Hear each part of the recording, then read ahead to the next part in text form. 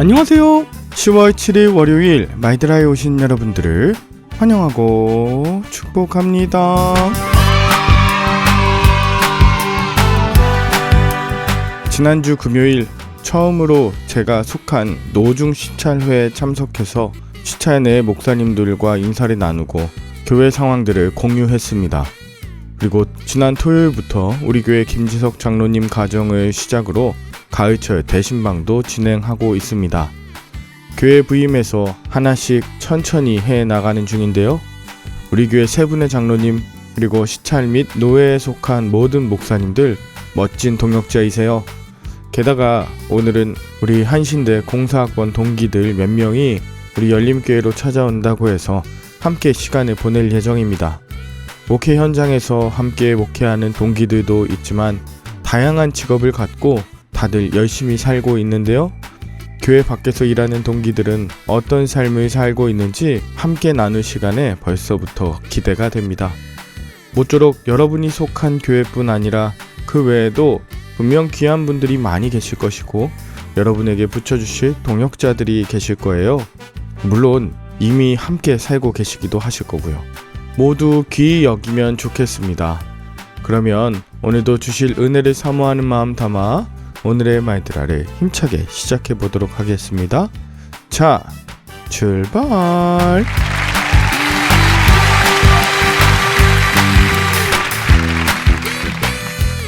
오늘은 에스라 6장을 묵상합니다.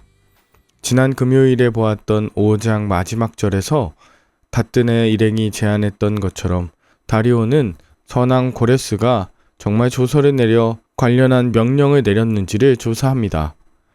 고레스의 조서가 있을 법한 곳은 일반적으론 바벨론에 보물을 쌓아둔 보물 전각이었겠지만 2절에 보면 예상했던 장소와는 다른 곳인 메대의 앙메다에서 발견되었습니다. 앙메다는 바사 왕들의 여름 별장이 있던 곳이에요. 아마도 고레스가 정기적으로 그곳에 머물러 기록물들을 보관하라고 지시했던 것으로 보입니다. 자, 이제 발견된 조서의 내용이 어떠냐에 따라 다뜬의 무리가 제안했던 내용의 사실 유무가 가려지겠죠. 사실 다뜬의 일행도 대부분 유다 장로들의 증언에 기초한 조서를 보냈기에 매우 긴장하고 있었을 것입니다. 마침내 다리오 왕이 앙메다 궁궐에서 발견한 고레스 왕의 조서를 살펴보는데 그 내용은 에스라서 1장에 나온 것보다 훨씬 더 상세했고 예루살렘 성전 건축은 사사로이 이루어진 것이 아님을 확인하게 되었습니다. 이런 사실을 확인한 다리오 왕은 고레스 왕이 내렸던 칙령이 그대로 수행되도록 명령하죠. 예루살렘 성전이 있던 자리에 다시 성전 재건을 명령하면서 그것을 방해하는 요인들을 철저하게 배제시키는 조치가 내려졌습니다. 7절에 성전 공사를 막지 말라고 명령하고 성전 공사를 방해하는 이들은 저주를 받을 것이라고 하죠. 이것은 다양한 식민지를 통치하는 바사 왕으로서의 정치적 명령이자 판단이라 볼 수 있지만 그것을 뛰어넘는 하나님의 역사하심이라고 고백할 수 있습니다. 더욱이 다리오 왕은 다뜬의 총독에게 성전 건축 경비도 조달하라고 명령하고 성전 공사가 멈추지 않도록 하게 하며 건축 자재뿐 아니라 성전 제사에 사용할 재물들까지 풍성하게 제공하라고 명령합니다. 그리고 10절 이스라엘 백성이 제사를 드릴 때 바사 왕과 왕자들을 위해 기도해 줄 것을 요청해요. 다리오 왕이 전적으로 하나님만을 의지했다고 확신할 수는 없지만 그럼에도 불구하고 다리오 왕이 바사 왕과 왕자들을 위해 기도해 달라고 요청하는 것을 보면서 예루살렘 성전 건축을 함부로 여기지 않았구나. 그리고 다리오 왕의 배려를 엿볼 수 있죠. 자, 13절에 보면 성전 건축에 대한 오해가 풀리자 일은 신속하게 진행되었습니다. 이것은 다리오 왕의 권위 때문이기도 하였지만 14절에 장로들이 선지자 학개와 스가랴의 말을 잘 따랐기 때문이라고 해요. 하나님의 말씀을 따르면 일이 형통하게 이루어집니다. 아무리 좋은 아이디어와 준비된 자재, 돕는 손길들이 있어도 자기의 생각과 자신의 열심으로만 일을 진행한다면 주변의 방해뿐 아니라 내부적인 분열도 막을 수 없을 것입니다. 이렇게 유다의 장로들이 선지자의 말 속에 담긴 하나님의 말씀과 그 뜻에 순종하는 것, 그것이 성전 건축을 형통하게 한 비결입니다.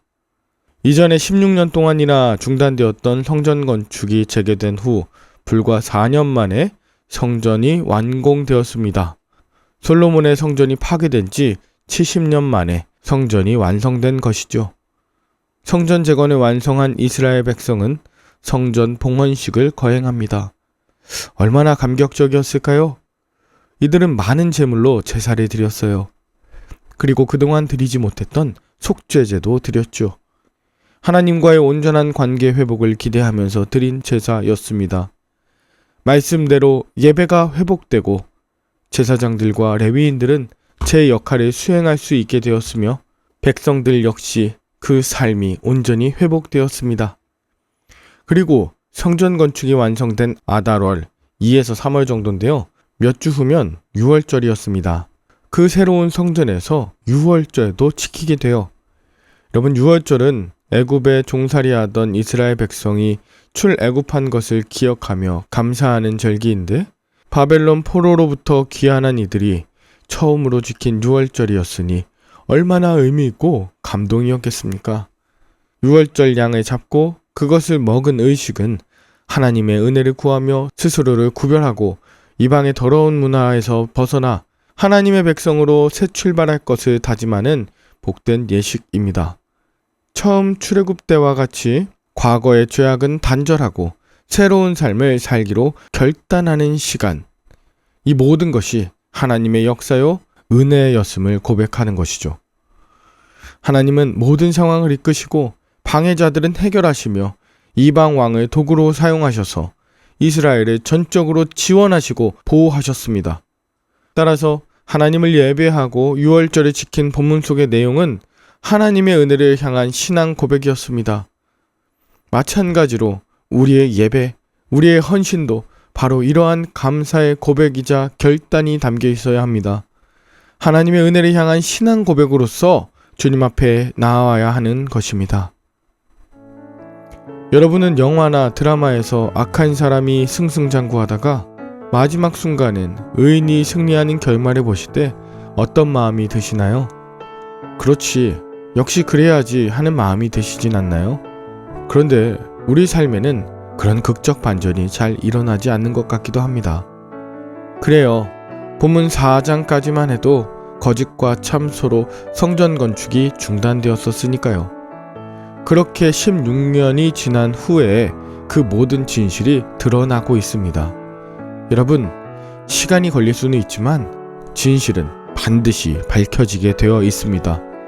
거짓을 꾸며대면 잠시 자신이 원하는 이득을 얻어낼 수 있는 것 같아도 조만간 거짓은 드러나서 거짓으로 얻었던 이득보다 훨씬 더 큰 대가를 치르게 됨을 기억해야 하겠죠. 반대로 내가 누군가의 거짓으로부터 피해를 입었다면 그것보다 훨씬 더 큰 하나님의 은혜와 능력을 얻게 될 것입니다. 우리가 하나님의 계획 아래 있다면 하나님은 어떤 과정을 거치게 하시더라도 반드시 그 계획을 이루실 것입니다. 진실은 반드시 드러납니다. 진실한 자는 반드시 승리합니다. 이것을 잊지 마시고 오늘 하루도 진실하게 진리 안에 승리하게 되시길 축복합니다. 함께 기도할까요? 하나님 아버지, 고된 일을 하고 마시는 물 한 모금이 우리 삶에 엄청난 해갈을 주듯이 시련을 이기고 이룬 성전 완공의 역전 이야기가 바로 우리의 이야기가 되길 원합니다. 작은 것부터 진실하게 하시고 크고 작은 승리 가운데 변치 않는 신실함으로 하나님 앞에 엎드리게 하옵소서. 예레미야를 통해 70년 후 성전 재건에 대한 약속을 주시고 그것을 이루셨듯이 도저히 이루어지지 않을 것 같은 무너진 성전 터 앞에서 하나님의 방법으로 하나님의 전을 세우실 것을 기대합니다. 지금도 잿더미로 변한 성전을 보며 가슴 치는 자들이 있는 줄 압니다. 사랑하는 말들아 식구들 중에 힘을 다해 기도하며 성전의 회복을 위해 애쓰는 자 있습니다. 저들에게 하나님의 은혜와 사랑과 소망으로 충만하게 하여 주시옵소서.